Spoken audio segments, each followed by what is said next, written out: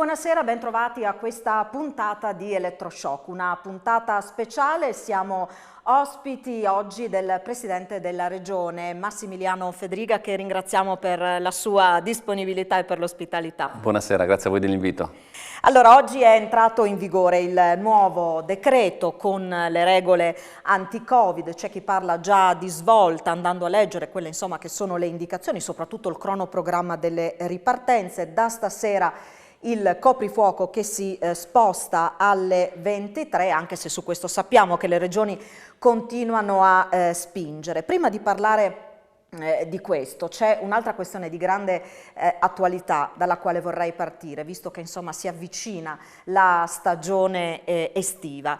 La questione, per dirla in parole molto semplici, dei vaccini in vacanza. Le regioni, in particolare quelle a maggiore vocazione turistica, chiedono che si possano fare le vaccinazioni nei luoghi di vacanza. Il commissario Figliuolo da questo punto di vista ha un po' frenato dicendo: attenzione, si programmino le ferie sulla base degli appuntamenti per il vaccino. È un capitolo chiuso o possono ancora esserci dei margini di manovra? No, noi stiamo discutendo come conferenza. Io penso però che la parte più, fattibile sia quella di organizzare il vaccino come seconda dose, essendoci un lasso di tempo su cui si può giocare per la seconda dose, quindi garantire la seconda dose rispetto anche alle esigenze della persona. Spostare tutte le seconde dosi in vacanza diventa molto complicato per due ragioni. La prima perché ci sono certe località turistiche che hanno milioni di persone che arrivano, quindi non è semplicemente una questione di quanti vaccini do, ma quante persone ci sono per fare tutte quelle milioni di dosi. Ma oltre a questo pensiamo cosa vuol dire spostare i dati da un'azienda sanitaria a un'altra, di un'altra regione, di un altro territorio. Oltre ai problemi burocratici che sono enormi, perché purtroppo in Italia dobbiamo scontrarci anche con quelli, semplicemente chi ha la titolarità del trattamento dei dati, molto complicato, ma le faccio un esempio banale. Pensi se uno dice: io voglio farmi la seconda dose a Lignano Sabbiadoro, perché vado in vacanza a Lignano Sabbiadoro, parto da Milano. Succede che in Veneto mi si buca la gomma dell'auto e devo tornare indietro, non riesco, mi salta la vacanza. Cosa faccio? Ritorno indietro, ripasso tutti i dati indietro, viene programmata di nuovo dove era prima, cioè diventa veramente un caos. Siamo di fronte alla più grande campagna vaccinale dell'umanità, non c'è mai stata una così. Quindi è chiaro che qualche disagio ci può essere. È altrettanto vero che ci siamo organizzati nel Paese a fare centinaia di migliaia di dosi al giorno e su questo quindi con il buon senso e il venire incontro ovviamente alle esigenze delle persone, però dobbiamo un attimo cercare di trovare un equilibrio, altrimenti rischiamo di non risolvere i problemi ai cittadini ma di complicargli la vita. Il suo collega Zaia, il presidente del Veneto, insiste molto su questo, addirittura dice: se possibile ci piacerebbe vaccinare anche gli stranieri che vengono in vacanza qui. Certo è che è un'annata particolare, una stagione estiva sulla quale tanti insomma contano, e c'è chi dice: i turisti dobbiamo coccolarli, dobbiamo averne la maggior cura possibile, ma forse non è questa l'unica strada. No, ma penso che proprio per averne cura bisogna fare le cose che siano il più fattibili possibili, perché altrimenti se io prometto a una persona puoi fare il vaccino da me, dopo non riesco per un problema o l'altro, rischiamo di creare una delusione, non un plus perché vengano nelle nostre località turistiche. E quindi secondo me con questo tipo di organizzazione e con un lasso di tempo, ripeto, non so, Pfizer può andare da 21 a 42 giorni, quindi, e addirittura si può pensare a 12 settimane, quindi c'è un lasso di tempo molto importante nel quale uno si può organizzare. Altra cosa però, ad esempio, invece chi magari lavora in una regione diversa dalla propria e torna durante i mesi estivi nella sua città di residenza, allora in quel caso la seconda dose è molto più organizzabile nel posto dove si risiede, diciamo. Restiamo sul tema vacanze, viaggi e spostamenti, la questione del Green Pass, la certificazione verde. Riusciamo a dare qualche indicazione pratica e utile ai cittadini che in questi giorni si stanno chiedendo cosa devono fare? Molte persone hanno fatto la prima dose del vaccino ma non hanno in mano nulla, non hanno un certificato, una carta che lo dimostri. Quali sono le regole del gioco? Allo stato attuale il Green Pass italiano è stato fatto sulla base del Green Pass europeo che dovrebbe essere entro poche settimane attivo. Cosa vuol dire? Che ci sono tre fattori che possono far avere il Green Pass. Il primo, la doppia dose di vaccino, cioè completato il ciclo vaccinale. Il secondo, aver avuto il Covid e quindi sviluppato gli anticorpi nei 6 mesi precedenti. Il terzo, aver fatto un tampone nelle 48 ore precedente la necessità per andare all'estero o per esempio andare a un matrimonio. Adesso il Green Pass dal 15 giugno con i matrimoni sarà legato a quello. So che il Ministero della Salute sta lavorando anche per anticipare la possibilità di avere il Green Pass a seguito soltanto la prima dose. È chiaro che secondo me è una cosa di buon senso, perché è meglio, cioè è molto più protetto uno con la prima dose rispetto a uno che ha fatto semplicemente un tampone.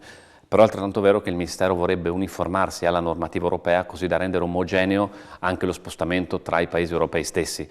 Vediamo insomma su quello, però ecco, il Green Pass è utile averlo perché per esempio chi si deve recare all'estero, privilegiatura, chi ad esempio vuole andare appunto a un matrimonio, e penso che sempre di più saranno le attività legate al Green Pass, riusciremo a riacquisire quella libertà che purtroppo per più di un anno ci è stata negata dalla pandemia. Molto concretamente, un cittadino della regione che ad esempio abbia fatto entrambe le dosi di vaccino, come fa ad ottenere questo Green Pass? È qualcosa che funziona con le aziende sanitarie, con il territorio? È prevista una piattaforma nazionale? Perché anche di questo si era parlato. Sarà prevista perché stanno organizzando una piattaforma nazionale, quindi avere anche diciamo, un supporto tecnologico. Allo stato attuale c'è il certificato di avvenuta vaccinazione che può essere utilizzato in modo temporaneo fino a quando la piattaforma a livello nazionale non sarà costruita. Noi stiamo aspettando, anche noi come regioni abbiamo detto al governo che serve ovviamente il prima possibile avere gli strumenti per poterlo garantire e garantire il servizio ai cittadini. Allo stato attuale appunto c'è questa via intermedia del quale sarà un certificato.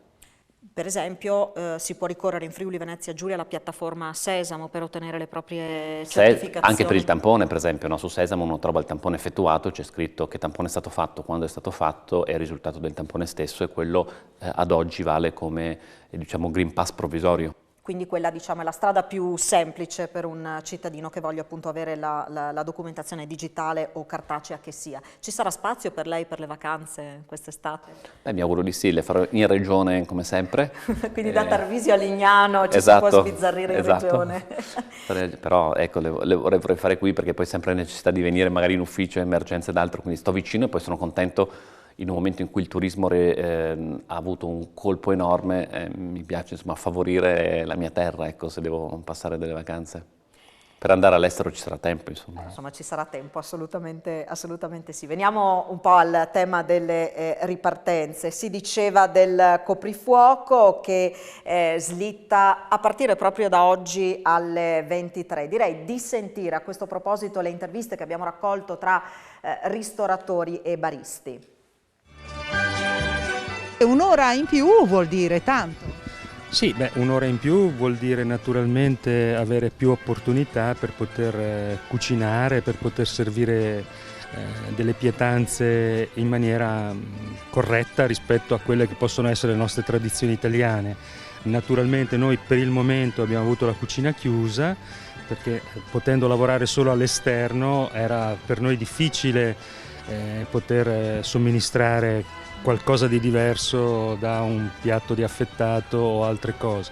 Adesso naturalmente vedremo quanto impatterà anche sulla percezione della clientela, perché aprire ma non avere i clienti naturalmente non comporta nessun vantaggio. Naturalmente i mancati ricavi sono stati significativi. Da una nostra stima realistica abbiamo sicuramente perso almeno 200-250 mila euro di incasso. Piccolo segnale di ripresa il fatto di poter tenere aperto fino alle 23?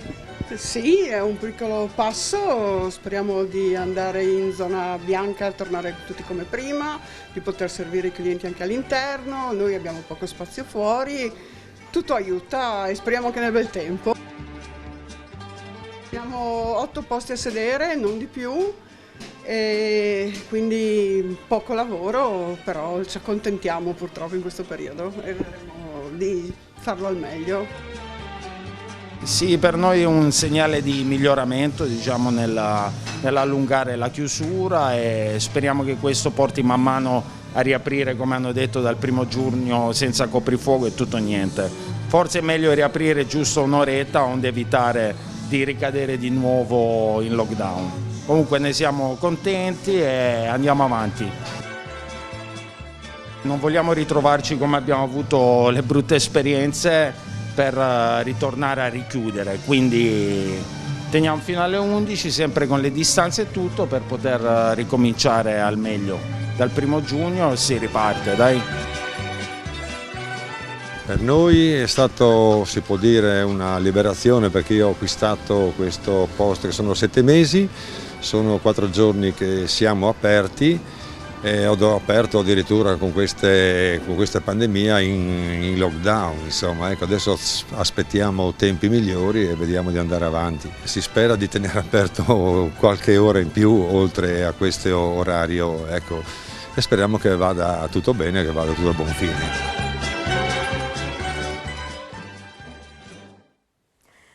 C'è stato un periodo di grandissima difficoltà, insomma, per tutti gli esercenti che hanno dovuto riorganizzarsi più volte, insomma, a partire da febbraio dell'anno scorso in poi. Qualcuno dice siamo rimasti fermi per tanto tempo, comunque sostenendo delle spese con costi importanti e i ristori ci hanno aiutato forse a pagare qualche bolletta, però insomma dicono è comunque un segnale un primo segnale della svolta che tutti auspichiamo da tempo. Sì, noi abbiamo fatto una battaglia importante anche come regioni per poter anticipare il più possibile le aperture. Questo non perché siamo degli irresponsabili, ma perché oggi la situazione pandemica permette di riniziare un percorso di aperture, di riniziare un percorso di economia, di lavoro, di vita che ci è stata legata nella propria libertà in questi mesi.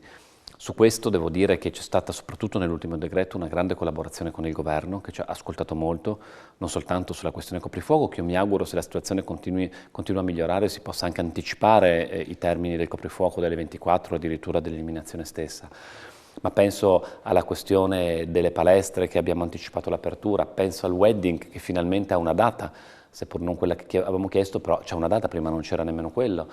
Abbiamo lavorato sui parchi tematici, anche quello, la riapertura, sono tutto un mondo di attività e tanto ancora, ma un mondo di attività che non aveva speranza, che oggi fortunatamente inizia a vedere una luce.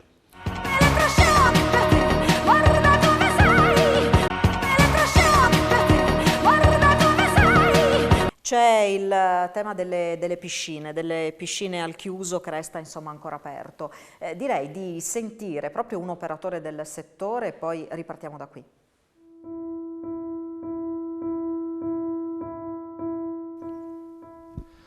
Le sdraio, come vedete, sono pronte, la piscina anche, perché all'esterno delle piscine, le piscine esterne si possono utilizzare, però il tempo è quello che è, quindi ancora i bagnanti non ci sono. Perché diciamolo, in realtà il segnale di ripartenza c'è già stato, le piscine esterne adesso si possono usare. Sì, le piscine esterne in teoria si possono usare, come abbiamo detto apriamo, è venuta la pioggia, quindi la fortuna non ci assiste.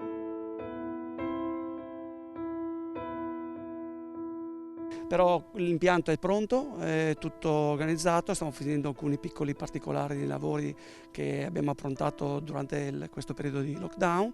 E in realtà ci basta solamente adesso che venga il sole e che cominci la gente ad avere fiducia nell'ambiente piscina, perché è stato dato quasi la colpa a chi frequenta la piscina di essere l'untore di tutto questo Covid. In realtà le piscine è un luogo sicurissimo proprio per la presenza di cloro.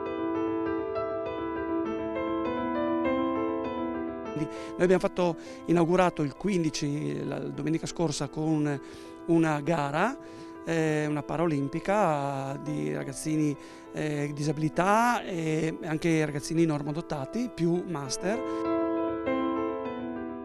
Purtroppo, da quello che ci arriva da Roma, le piscine apriranno il 1° di luglio, in teoria le piscine interne, indoor, ci hanno legato a discoteche, a parchi acquatici. In realtà la piscina interna fa didattica, fa attività di riabilitazione per le gestanti e tutte quelle attività che fuori non possiamo permetterci di fare perché il tempo qua in Friuli non è così clemente. Il giorno che organizzo un corso di nuoto per bambini fuori e piove, cosa faccio? Li mando tutti a casa. Quanto tempo la piscina è così? Che aspetta? Dal 26 ottobre che siamo fermi. Dal 26 ottobre ci hanno fatto chiudere i battenti, dopo che ci hanno fatto fare tutto quello che era da fare, perché ci avevano detto le piscine sono perfette, possiamo continuare. Nell'arco di una settimana ci hanno fatto prima spendere un sacco di soldi per disinfettare e organizzare tutto quanto, e esattamente lunedì dopo ci hanno detto chiudete. Oltre a quello, oltre alla spesa, anche la beffa di dover chiudere tutto quanto e interrompere l'attività. Problemoni, perché comunque qua girano un bel po' di persone, intorno alle 4.500 utenze, quindi tra una cosa, un'attività e l'altra, e questo ci ha prodotto sicuramente un bel danno, ma al di là del danno economico, che è pesantissimo, è più che altro il fatto di non poter fare scuola nuoto, e quindi a catena si va a toccare i bambini piccolini, a crescere fino anche al settore agonistico, che rimane senza un'annata o 2 annate complete di atleti. Poi magari saremo contenti se vinciamo qualche medaglia a Tokyo e ci faremo belli, però in realtà le piscine sono chiuse. Chi gestisce piscine al coperto chiede insomma di anticipare ulteriormente i tempi. È arrivata finalmente una data, però ecco, è un po' troppo in là, ci dicono. Mi vede molto d'accordo. Questa è anche una richiesta che come conferenza delle regioni avevamo avanzato al governo. Oltretutto mi sembra che ci siano ormai studi scientifici che dicono che con l'acqua clorata di fatto non ci sono pericoli. Se dopo un problema di spogliatoio o d'altro si utilizza esattamente lo stesso protocollo che si usa per le palestre, ma penso che sia un settore che può riprendere esattamente come per esempio penso gli eventi sportivi. Anche qui c'è stato messo i 500 al chiuso, i 1000 all'aperto, quelli al chiuso incominciano il 1° luglio. Cioè, cosa cambia tra andare a vedere una partita di basket o andare a vedere un balletto? Cioè, sono delle regole, è giusto che ci siano, e quindi secondo me è la cosa migliore cercare in questo momento di anticipare. Ribadisco, se la pandemia lo renderà possibile, ma oggi i numeri ci dicono questo. Mi auguro che il governo ci continui ad ascoltare come ha fatto nell'ultimo decreto. Ecco, lei ha notato proprio questo, rispetto al decreto del 26 aprile sono stati fatti dei passi avanti, tutte le richieste arrivate dalle regioni sono state ascoltate maggiormente, quindi un passo in avanti lo nota anche lei? Decisamente, è proprio cambiato l'approccio. E di questo ne sono contento, perché quando noi come territori avevamo proposto delle soluzioni non la facevamo perché siamo degli irresponsabili che volevamo fare il rave party senza una regola alle 5 della mattina. Vedevamo semplicemente la situazione in miglioramento, conoscevamo e conosciamo le esigenze che esistono in molti mondi economici e lavorativi, ma soprattutto, devo dire una cosa, abbiamo visto che quando c'erano i divieti assoluti, penso ai ristoranti chiusi, soprattutto nell'ultimo periodo, l'alternativa non era che la gente stava a casa, l'alternativa erano case in abitazioni private, cene in abitazioni private, dove non ci sono regole, non ci sono distanziamenti, non ci sono mascherine. Quindi anche dal punto di vista sanitario il divieto e l'uso è molto più pericoloso di una regola certa e rispettata. Su questo noi abbiamo cercato di lavorare e penso che le regole che ci sono adesso aiuteranno anche a contenere la pandemia.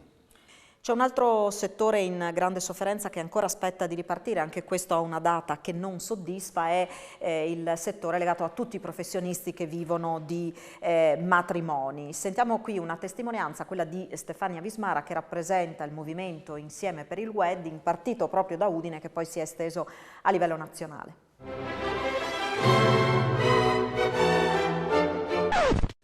Si va verso la zona bianca, si va verso la riapertura, la possibilità nuovamente delle cerimonie, dei matrimoni, una boccata d'ossigeno per il settore.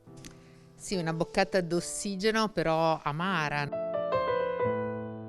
C'era stato garantito che la volontà era quella di aprire dai primissimi giorni di giugno.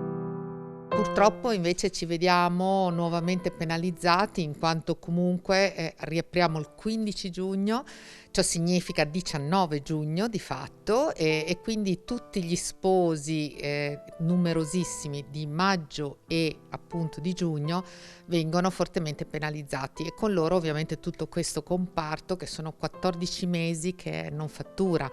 Vi ricordo che rappresentiamo 90.000 aziende, partite IVA, 67 miliardi di fatturato, 1 milione di lavoratori regolarmente assunti, di cui l'83% di sesso femminile. Adesso far partire il comparto il 15 di giugno con il Green Pass, che tra l'altro, permettetemi, nessuna regione è al momento in grado di fornire, quindi anche questo è paradosso all'italiana, no? Noi chiediamo, come sempre, ai cittadini, alle aziende, di sopperire a un qualcosa che lo Stato non è ancora pronto a fare. Quindi come faremo, chiedo io, al nostro governo a fare un matrimonio, visto che ancora il Green Pass non ce l'abbiamo? Stiamo anche valutando come associazione una class action, proprio perché ci sentiamo fortemente penalizzati. L'altro giorno sono stata in aereo 2 ore, francamente seduta a persone che non so chi fossero, non mi hanno fatto neanche una rilevazione della temperatura, tamponi zero. Allora io dico, cioè, ma perché? Tutti noi ci chiediamo, sia noi che gli sposi, perché? Cioè, perché riteniamo che il matrimonio sia una fonte di così grave contagio, quando non è assolutamente vero. Questa class action, che probabilmente adesso stiamo decidendo con importanti avvocati se farla, l'annunceremo il 26 di maggio, dove comunque saremo presenti al 99% su Piazza Montecitorio. Insomma, chi opera nel settore dei matrimoni si aspettava di poter ripartire il 1° giugno. Abbiamo sentito qua si sta pensando anche alla possibilità di una class action. Beh, sicuramente anche noi sui matrimoni era una di quelle date che avevamo chiesto di anticipare, intanto di metterle, perché il problema è che nel decreto di aprile non c'era neanche una previsione sulla riapertura di tutto il settore wedding, un settore che ha sofferto in modo drammatico, voglio ricordare. Adesso vediamo se nell'interlocuzione col governo potremo avere qualche soddisfazione. Oltretutto devo dire, per quanto riguarda la nostra regione, con tutto il beneficio di inventario che c'è, ma se venissero confermati i dati da zona bianca, io credo che potremmo anticipare anche la riapertura dei matrimoni rispetto al 15 giugno. Ecco, a proposito del Friuli che si prepara, ovviamente confermando questi dati alla zona bianca, che margini d'azione ulteriori potrebbero esserci per la nostra regione rispetto a queste date?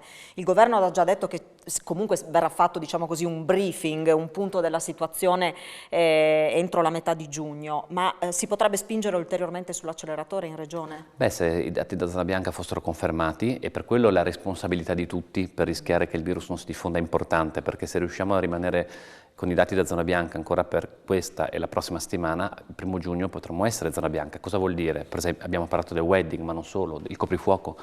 Potremmo ovviamente anticipare o prorogare il coprifuoco rispetto agli orari previsti dal decreto attuale. Pensiamo alle piscine al chiuso, sul quale si può fare un ragionamento per vedere di anticipare anche quella data. Insomma, ci sono una serie di date che magari non saranno tutte il 1° giugno, ma invece che essere il 1° giugno potrebbe essere a metà, cioè, quindi guadagnare del tempo che per qualcuno dice, beh, ma cosa cambia un mese? Per questi settori cambia la vita perché sono settori che sono stati, ribadisco, massacrati in quest'anno di difficoltà, e quindi su quello noi siamo più che disponibili con un'ordinanza regionale ovviamente a dare delle regole, ma cercare ovviamente quello che si può e nel rispetto ovviamente della sicurezza sanitaria ad anticipare tutto.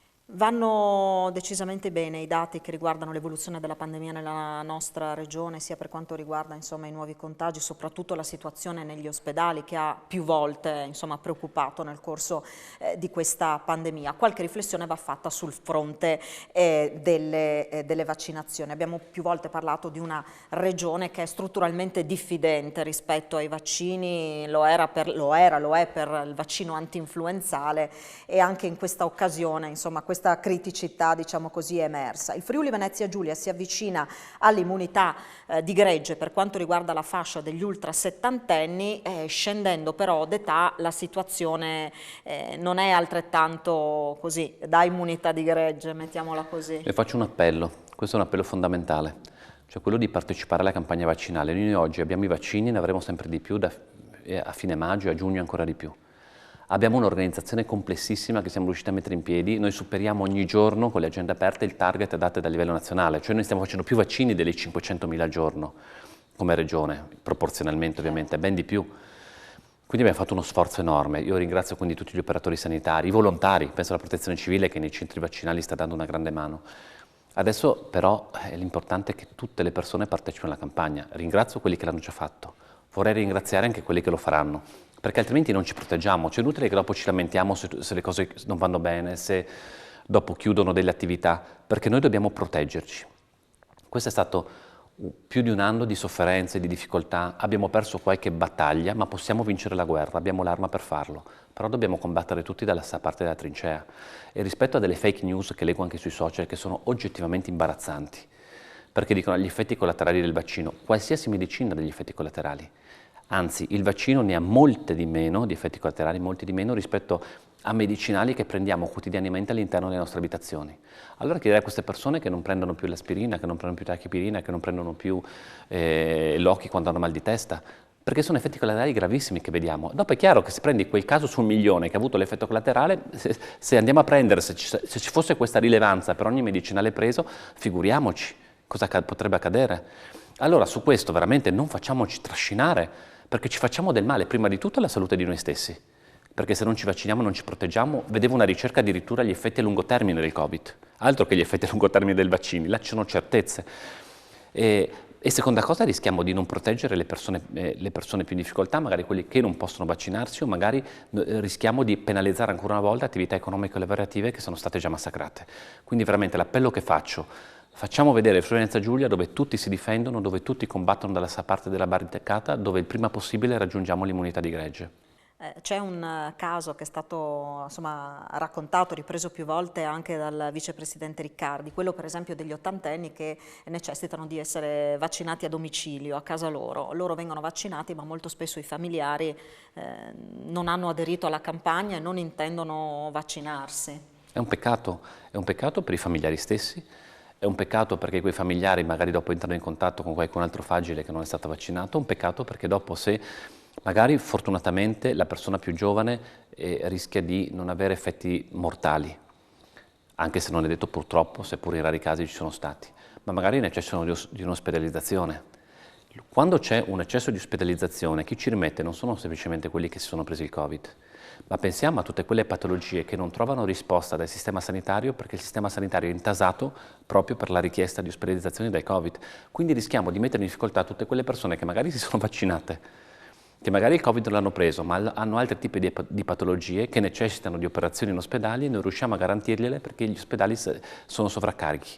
Per quello dico difendiamoci a vicenda, non facciamo stupidaggini in questo momento, non andiamo dietro alle sirene di qualcuno che racconta sui social. Ho visto guardi che ho visto, mi scusi se qua se lo racconto a lei probabilmente si mette a ridere, purtroppo c'è gente che ci crede, io ogni tanto vado a vedere i social per vedere cosa succede. Vado a vedere, non so, anche i TikTok che sono per i giovani e vedo che adesso sta girando una cosa dove uno si attacca la monetina dove ha preso sul braccio il vaccino Pfizer e dico, chiunque deve attaccare una monetina qua rimane attaccata semplicemente per attrito e dicono che il Pfizer e la gente, e vedi i commenti, mamma mia cosa succede? Cioè ma possiamo andare dietro a questa cosa? Ci sono delle realtà scientifiche che fanno degli studi approfonditi dove vanno a vedere gli effetti collaterali, quali sono, come si proteggono le persone, affidiamoci a quelli, non sono in grado di fare una valutazione, mi affido a chi ha studiato, a chi ha analizzato la faccenda e dà delle risposte. Mi viene in mente una questione, adesso si parlava appunto di adesione che per alcune fasce d'età insomma va un po' a rilento. C'è stato un periodo in cui il nostro problema erano le dosi, i ritardi nella consegna delle dosi, poi a un certo punto il problema è stato proprio quello delle adesioni. C'è in qualche maniera la possibilità, diciamo il rischio che il Friuli Venezia Giulia debba destinare ad altre regioni le proprie dosi di vaccino? Se avremo delle dosi inutilizzate, tante dosi inutilizzate, ovviamente se io fossi a livello nazionale direi, beh, visto che non le usi tu, le diamo a qualcun altro, quello è chiaro. C'è il forte rischio. Allo stato attuale non ci sono queste previsioni. Però è chiaro che se dovesse arrivarci, soprattutto fine maggio, inizio giugno, tante dosi e non riusciamo a inocularle perché non ci sono abbastanza persone che si vogliono far vaccinare, è chiaro che diranno le diamo da qualche altra parte. E quindi magari chi dopo cambia idea rischia dopo di non trovare più spazio perché abbiamo meno dosi. Quindi per quello dico adesso è il momento di impegnarsi tutti. Le dosi ci sono, gli spazi per prenotarsi anche? Guardi, io mi sono prenotato domenica a mezzanotte. Ero là con due cellulari per andare sull'app e prenotarmi. Nessuna corsia preferenziale, no, quindi da quarantenne ho testato, perché ho detto io voglio testare come funziona il sistema ed altro. È riuscito a prenotarsi attraverso la web app? La web app, io sabato mi vaccino, farò il vaccino e voglio dire, se il Presidente della Regione si vaccina, io parlo ogni giorno con medici ed altro, non è che mi diverto a farmi del male da solo e facendo una cosa pericolosissima, anzi sono contento di potermi difendere la mia famiglia, i miei bambini che ancora non si possono vaccinare. E se io e mia moglie ci vacciniamo aiutiamo un po' di più a difendere loro anche. Che sensazione è stata avere in mano quella prenotazione? Ero contentissimo, mi sembra come quando uno vince, anzi la mandavo agli amici per dire guarda quando sono riuscito a prenotarmi, il 22 ce l'ho fatta a prenotarmi, anzi era una gara che riusciva a trovare lo spazio prima e quindi mi sono messa a mezzanotte cercando di fregare gli altri per dire frenando prima degli altri, però insomma... Chi c'è passato credo che questa cosa la capisca molto bene, anche chi appunto è andato a vaccinarsi ha vissuto un po' l'atmosfera, perché è vero, si è parlato spesso insomma di disagi, è successo anche questo, lunghe code all'aperto con la pioggia, ci sono stati dei ritardi, però insomma poi alla fine ecco, la sensazione di trovarsi in una situazione particolare che accomuna un po' il mondo intero, perché questo è un po' anche quello che è successo in questa occasione, e avere proprio la sensazione di essere a un punto di svolta per la propria vita e non solo, poi insomma la sensazione è un po' quella.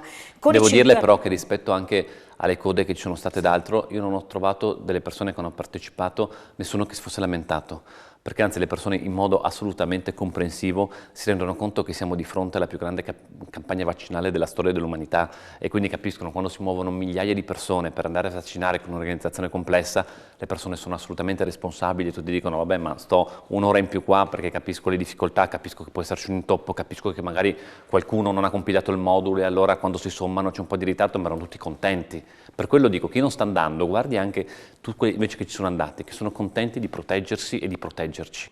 Ci sono poi le tante persone che sono scese in campo per dare a tutti questa possibilità, sono i professionisti ma sono anche i tantissimi volontari che hanno messo a disposizione loro stessi il loro tempo proprio per questa missione gratis. E questo insomma credo che sia importante sottolineare anche questo sforzo loro importantissimo. Si diceva dei cinquantenni e dei quarantenni che hanno attualmente insomma la possibilità di vaccinarsi. Cos'è successo? Che nel primo e nel secondo giorno c'è stata insomma una risposta importante e poi anche lì è calato un po' l'interesse, insomma anche a loro ribadiamo È importantissimo. Noi abbiamo il primo giorno tutti quelli che stanno aspettando con ansia, tra cui io per esempio, che vogliono vaccinarsi, dopodiché invece c'è un blocco perché diciamo una fascia di popolazione ora prende a rilento, o proprio mi auguro di no, però decide di non vaccinarsi. Io spero quindi che anche chi magari dice beh ma lo faccio fra un po' così, l'importante è che lo faccia anche presto, perché noi riusciamo ad organizzare le agende e a garantirgli che quel vaccino ce l'avrà. Perché altrimenti, ribadisco, quello che dicevamo prima, vengono spostate le dosi dal Friuli Venezia Giulia in un'altra regione, c'è un problema, perché si apre a nuovi target, perché quello che farò è aprire nuovi target. Allora uno rischia magari di andare molto lungo e dopo, rispetto alle vacanze ed altro, non è che dopo uno si può lamentare e dice no ma devo andare in vacanze, ho capito, si poteva fare, potevi farlo prima, ecco, su questo è importante. Figliuolo frena un po' anche sulle aperture delle agende a tutti, mettiamo prima in sicurezza gli ultra sessantenni. Io sono pienamente d'accordo, è altrettanto vero che non mi posso permettere di tenere delle agende vuote quando ho la possibilità di vaccinare e quindi se io non avrò le agende piene chiederò al figliuolo e farò, aprirò l'agenda a nuovi target perché secondo me in questo momento dobbiamo vaccinarci il prima possibile. Se ho spazio nelle agende e ho i vaccini, perché non posso vaccinare altre persone, lo farò e aprirò ad altri soggetti la campagna. Questo potrebbe succedere in tempi brevi? Vediamo, noi monitoriamo quotidianamente come si stanno riempiendo le agende, se vediamo in prospettiva, dopo qualche giorno che rischiamo di avere spazi vuoti, andremo a riempirli, perché altrimenti noi rischiamo veramente di avere dosi in magazzino e non utilizzarle. Nel corso di questa pandemia, per quanto riguarda la campagna vaccinale, ci sono state delle leggerezze, se non dei veri e propri errori per quanto riguarda la comunicazione. AstraZeneca è sicuramente l'esempio lampante, ma non solo. Adesso c'è la questione dell'allungamento dei tempi tra prima e seconda dose per Pfizer e Moderna. Questo ha creato confusione tra i cittadini, che intanto all'inizio hanno cominciato a dire è pericoloso, se io lo faccio dopo 3 settimane è pericoloso. Dopo si è cercato di spiegare che il problema non riguardava gli effetti collaterali, ma semplicemente la possibilità per più persone di avere la prima dose. Oggi ci dicono che possono tranquillamente passare anche 3 mesi tra la prima e la seconda dose, che non cambia nulla. Ecco, questa situazione, soprattutto laddove ci sono perplessità e diffidenza, non è di grandissimo aiuto. È verissimo. È altrettanto vero però che rispetto alla comunicazione diciamo semplicistica, dove dice cambiano le cose allora non mi fido, guardiamo anche il lato positivo della medaglia. Per esempio AstraZeneca, che è stato spostato dai 60enni dopo gli over 60, l'è stato fatto perché sono state fatte delle analisi approfondite e sono stati dati oltretutto dei consigli, cioè noi adesso vacciniamo con AstraZeneca gli over 60, non perché non si possano vaccinare gli under 60, ma per eccesso di zelo, per un eccesso di sicurezza, che in Europa non c'è dappertutto, noi l'abbiamo data, quindi uno si deve sentire più sicuro. Se viene bloccato AstraZeneca, non è che oddio è pericoloso AstraZeneca, no? Anzi deve rassicurarsi, perché proprio per l'eccesso di zelo si vanno a fare controlli ancora più approfonditi di quanti sono stati già fatti.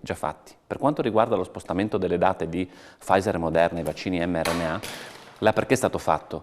Per la possibilità di utilizzare più prime dosi possibili e quindi coprire il più ampio numero di popolazione possibile con i vaccini che abbiamo a disposizione oggi.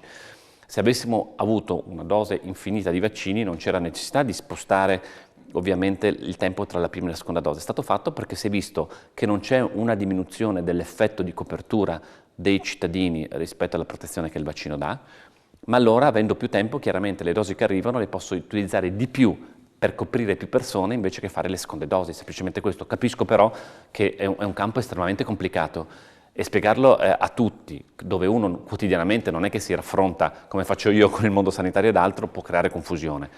Quello che posso dire però è che se le agenzie regolatorie hanno dato l'ok su questi vaccini, quella europea e quella italiana, se tutti gli studi dimostrano che questi vaccini vanno bene, fidiamoci di questo, perché altrimenti se uno incomincia a fare ragionamenti da solo e dice no ma perché 21 giorni, non perché 35, perché AstraZeneca, non ne usciamo più, e voglio sapere chi è in grado di fare una valutazione, cioè, o la valutazione magari fa o qualche matto che ho visto sui social che fa i suoi commenti un pochino particolari, ma non fidiamoci fanno male alle persone che non si vaccinano. Infatti dico, la responsabilità di chi dà delle notizie false ha una responsabilità molto grave, perché non è una notizia falsa per dire se uno è simpatico o antipatico, ma stiamo giocando con la salute delle persone. A proposito della seconda dose, in alcune regioni, tra queste ad esempio il Lazio, ad alcuni cittadini è stato proprio posticipato l'appuntamento della seconda dose, proprio per prolungarlo. In Friuli Venezia Giulia al momento non si è fatto così, chi aveva già il secondo appuntamento fissato... E non lo faremo. Noi chi aveva l'appuntamento fissato a 21 giorni farà dopo 21 giorni, questo l'abbiamo fatto perché altrimenti veramente era il caos, perché dovevamo richiamare tutti, la gente doveva riorganizzarsi, cambiare data. Abbiamo detto chi l'abbiamo già fissato a 21 giorni rimane a 21 giorni, per le nuove vaccinazioni passano a 35. Si ricomincia a parlare finalmente di un avvio di ritorno alla normalità, a partire dalla situazione negli ospedali, con la riprogrammazione delle attività, insomma è un buon segnale. Ottimo segnale, per questo dobbiamo lottare con le unghie e con i denti per mantenerlo e anzi migliorarlo. Quello di cui parlavamo prima, cioè diminuire la pressione del Covid sugli ospedali vuol dire aumentare la possibilità di dare risposte sanitarie per molte altre patologie. Questo lei ha citato proprio un esempio concreto, reale, quello che sta avvenendo. Per quello dobbiamo difendere la situazione e per questo la campagna vaccinale è fondamentale.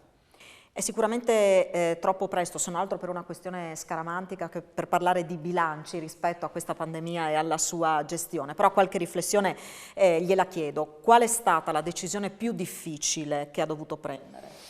Beh, ce ne sono stati più di uno, sicuramente iniziando da marzo dell'anno scorso quando ho fatto le prime chiusure, oltretutto da solo, perché ero da solo con una regione dove non c'era ancora un contagio, che però ha deciso di chiudere, ovviamente decisioni pesanti. Questo secondo me ci ha salvato dalla prima ondata, perché abbiamo anticipato di moltissimo i tempi rispetto ad altre regioni che invece si sono trovati, diciamo, il virus in casa e quindi hanno avuto più difficoltà. Poi ho avuto molta difficoltà quando abbiamo dovuto, per esempio, sospendere, è una scelta ovviamente delle aziende che mi hanno comunicato, però molta difficoltà nel sospendere alcune attività programmate negli ospedali, perché uno quando fa questo vuol dire proprio che è al limite, perché deve dare risposte, ma è molto difficile anche quella situazione. Ci sono state difficoltà sulle ordinanze quando facevo le ordinanze restrittive, difficoltà quando invece vedevo una situazione che migliorava e magari invece le scelte nazionali andavano in controsenso. Questo lo facevo perché mi rendevo conto che noi dovevamo sempre giocare sul filo della tenuta sanitaria, ma anche di non massacrare alcuni lavori. E quindi quando vedevo delle decisioni che non reputavo giuste rispetto alla situazione contingente del territorio, le ho volute anche difendere ed esprimere con forza la mia contrarietà. Viceversa, magari quando vedevo la situazione che peggioravano e sui parametri precedenti nazionali sembravamo che eravamo perfetti e non c'era nessun problema.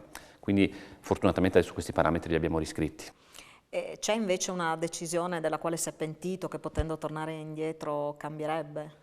Ma diciamo, siamo ancora in mezzo alla pandemia, quindi non ho fatto ancora un'analisi di questo tipo, magari fra qualche mese o qualche anno la farò in modo più lucido, perché ovviamente sto vivendo adesso la situazione ed altro, però penso che tutto quello, dopo magari col senno di poi, conoscendo meglio il virus, magari qualche decisione sarebbe stata diversa.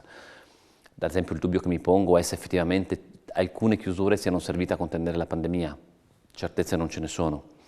Quando avremo chiarezza forse potremo dire si faceva in altro modo, però devo dire che è molto semplice dire cosa bisognava fare col senno di poi.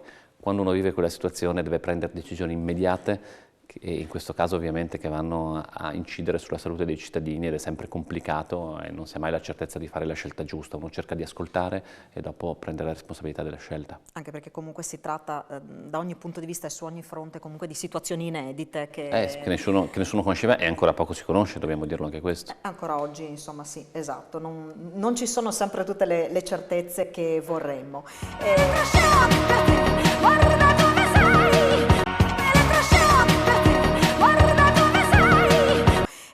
Rapporti con l'opposizione in questo periodo di pandemia, ci sono stati momenti di scontro anche molto aspro, lei più volte ha fatto appello all'opposizione a collaborare, a non strumentalizzare le situazioni, dall'altro canto le opposizioni hanno detto di non essere ascoltate, di trovarsi di fronte ad un muro contro muro. Oggi in Consiglio regionale non è passata la richiesta della Commissione speciale Covid. Anche su questo purtroppo ho visto da parte delle opposizioni un atteggiamento per cercare di denigrare il lavoro della Regione, non per affrontare i problemi. Me ne dispiaccio perché, guardi, io le faccio un esempio molto semplice. Lei si ricorda quando i contagi salivano in modo importante, davano la colpa a me, come se fosse colpa mia i contagi. Io ho sempre detto, guardate, noi abbiamo messo tutto in campo le misure, ma questa è anche la curva del virus. Oggi noi siamo una delle 3 regioni da zona bianca. Io non ho intenzione di prendermi il merito perché siamo in zona bianca, perché anche questa è la curva del virus. Però dall'altra parte, a questo punto, se usassero lo stesso metodo di misura dovrebbero dire che bene che ha lavorato la Regione, siamo in zona bianca a differenza delle altre regioni. Questo non l'ho sentito dire.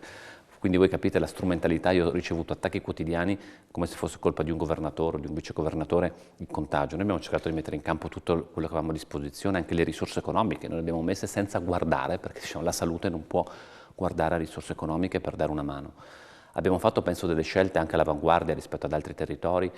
Abbiamo fatto un numero di tracciamento di tamponi tra i più alti in Italia, anzi siamo penso la prima regione in Italia proprio per fare il tracciamento, quindi tutte le armi noi le abbiamo messe in campo, con tutti i limiti, figuriamoci, nessuno è infallibile.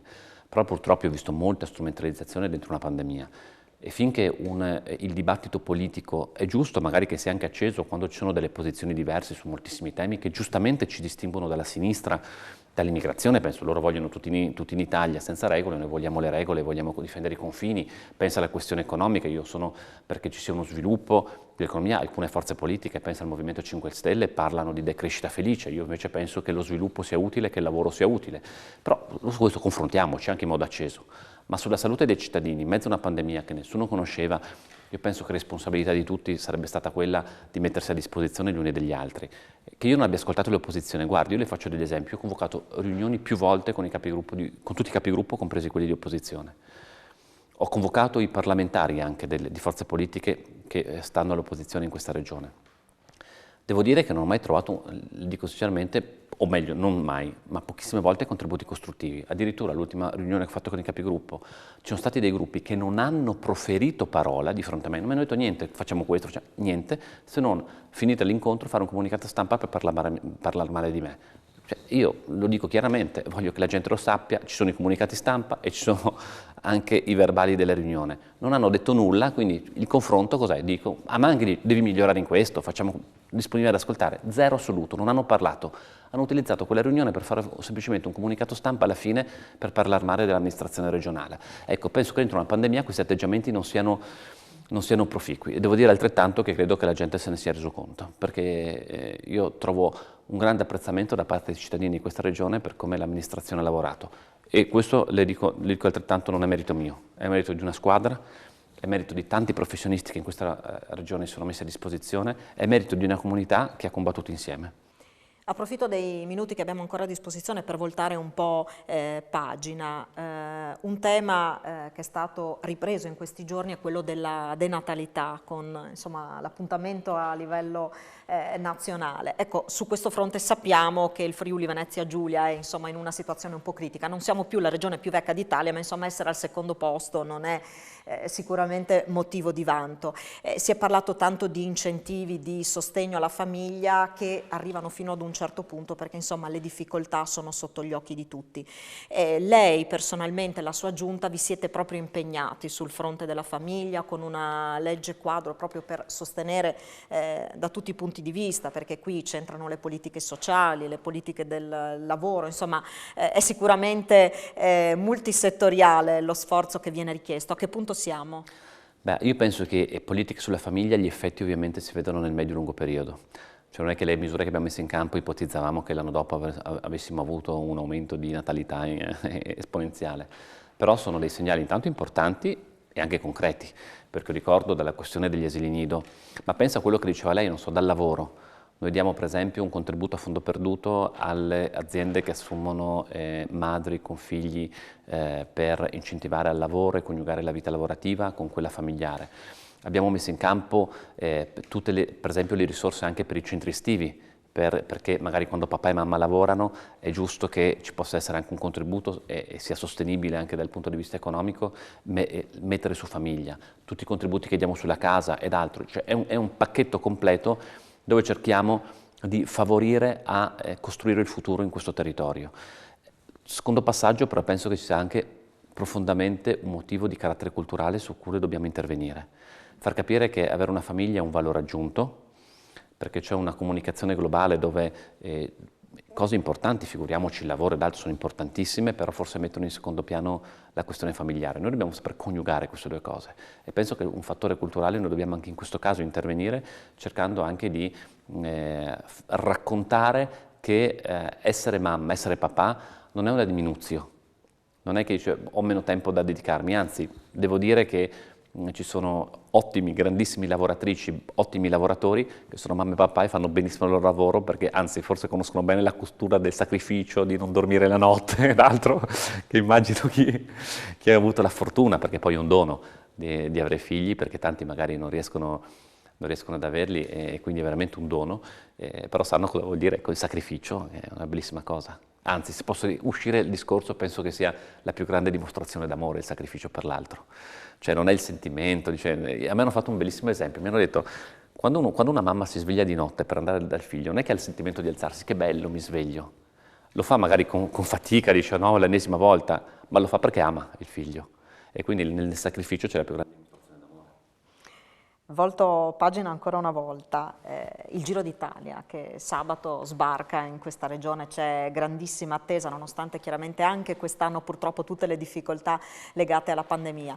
Questa mattina si sono aperte le prenotazioni per poter essere in cima allo Zoncolan, per questo insomma traguardo attesissimo sul Kaiser, tempo 12 minuti, sono andati esauriti tutti i biglietti a disposizione, insomma un grande evento, grande attesa, una vetrina internazionale per questa regione che ancora una volta con delle bellissime novità quest'anno, insomma può mostrarsi al mondo intero. Sono contento perché il lavoro per organizzare il Giro d'Italia quest'anno è iniziato nel 2018. Appena eletto ho incontrato Cainero e gli ho detto sarebbe bello, no? Perché ho detto lo Zoncolan è diventato un simbolo ormai internazionale dello sport, perché tutti lo conoscono ed è bellissimo. Ho detto ma perché non valorizziamo anche la laguna? La laguna di Armi, mi ero fissato, pensate che bello le riprese dall'alto dalla laguna, no? Magnifiche. E quest'anno ci sarà appunto anche, perché sabato c'è lo Zoncolan, domenica c'è Grado Gorizia, oltretutto abbinandolo anche alla questione di Gorizia e Nova Gorizia, capitale europea della cultura, quindi anche con uno sconfinamento in Slovenia.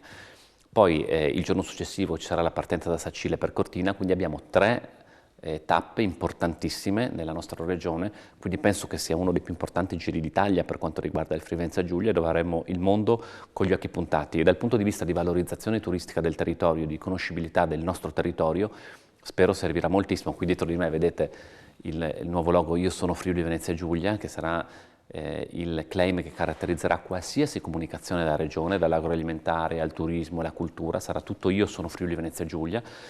e faremo, anzi, dopo, quando sarà pronto, spero Meridiano prima o poi, abbiamo anche il merchandising che mi permetterò di omaggiarla, perché sarà molto bello, anche perché io voglio che uno si senta orgoglioso di indossare qualcosa con scritto io sono Friuli Venezia Giulia. Io sono orgoglioso, perché sono orgoglioso di fare parte di questa terra e di questa comunità, però mi piacerebbe che la gente che va in giro per il mondo magari utilizzasse qualcosa scritto io sono Friuli Venezia Giulia, perché aiuta a farci conoscere, e poi dice, magari vado a lavorare a New York, ma le mie radici sono sempre in questa terra.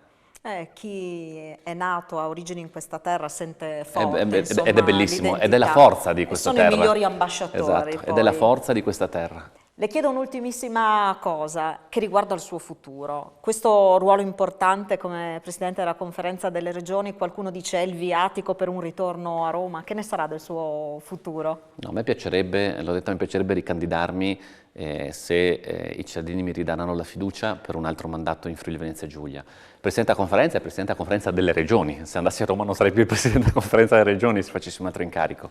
Dopo è chiaro che sono libere elezioni democratiche a scegliere il governo di questo territorio. A me piacerebbe proseguire il mandato, perché abbiamo anche in 5 anni abbiamo fatto tante cose, ma abbiamo tante cose anche da dover proseguire e dover tornare a termine quando finirà il mandato, quindi mi piacerebbe, dopodiché la vita ovviamente complicata e indesiderata non si realizzano sempre. Se posso però dire un mio desiderio, mi piacerebbe avere l'onore di continuare a rappresentare questa comunità e questa terra. Grazie al Presidente della Regione Massimiliano Federica per questa chiacchierata, grazie anche a voi che ci avete seguito da casa. Alla prossima, arrivederci.